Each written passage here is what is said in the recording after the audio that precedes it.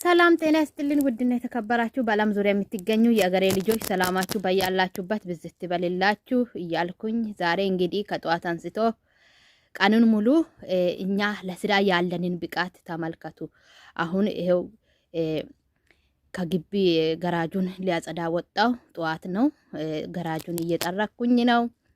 ከዛ ስንነሳ ሌላ ስራ ይጠብቀናል። በቃ ደስ የሚለው ነገር እኛ ሰዓቱን አናባክንም።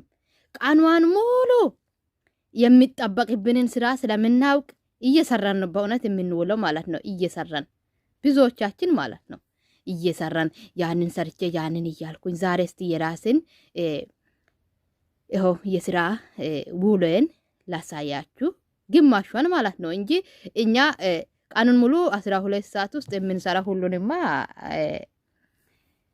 መቼ ተችሎ ማለት ነው። እና በአገራችን ሆኖ ኑሮ ውድ ነው የሚል የአገራችን ሰዎች በእውነት ስራ ሳይንቁ በሚገባ እያንዳንዷን ሰዓት በአግባቡ ቢጠቀሙ። እኛ እኮ በእውነት ጀግኖች ነን። ጠዋት ሌሊት እንነሳለን።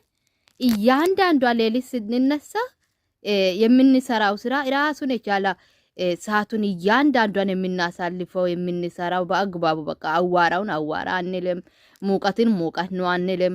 በቃ ብርድን ብርድ ነው አንልም። በሁሉም አሁን በጧቱ ራሱ አሁን እንደዚህ ነው ገራጅ እያጸዳውኝ ማለት ነው። በጣም ይሞቃል። አሁን ጧት ነው ግን ይሞቃል። በቃ በስማ ቀላል ሙቀት አይደለም። እና በዚህ ላይም ለስራ ያለን ፍቅር ለስራ ያለን ቦታ በጣም እጅግ የሚገርም ነው። በእውነት ሁሉ ሰው እንደዚህ የሚሰራ ቢሆን በአገራችን ድህነት አይኖርም። እውነት ስራ መስራት ትተን ስራ እያማረጠን ችግር ብቻ እናወራለን አንዳንዶቻችን ማለት ነው። ይሄ መሆን አይገባም፣ መሆን የለበትም።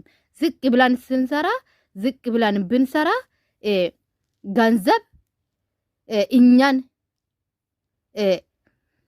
ፈልጎ ይመጣል። በሰራነው ልክ ገንዘብ በዚህም በዛም እናገኛለን።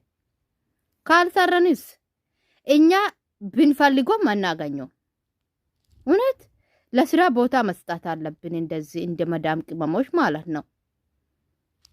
እና ይሄንን የሚለው በብዛት በኢትዮጵያ ሆናችሁ እኛ ወደ ሀገራችን እንዳንገባ ኑሮ ውድ ነው፣ ኑሮ ውድ ነው፣ ይሄ ውድ ነው፣ ይሄ እዚህ ደርሷል፣ ይሄ የኒሳብ ደርሷል እያላችሁ ችግር ብቻ አታውሩ።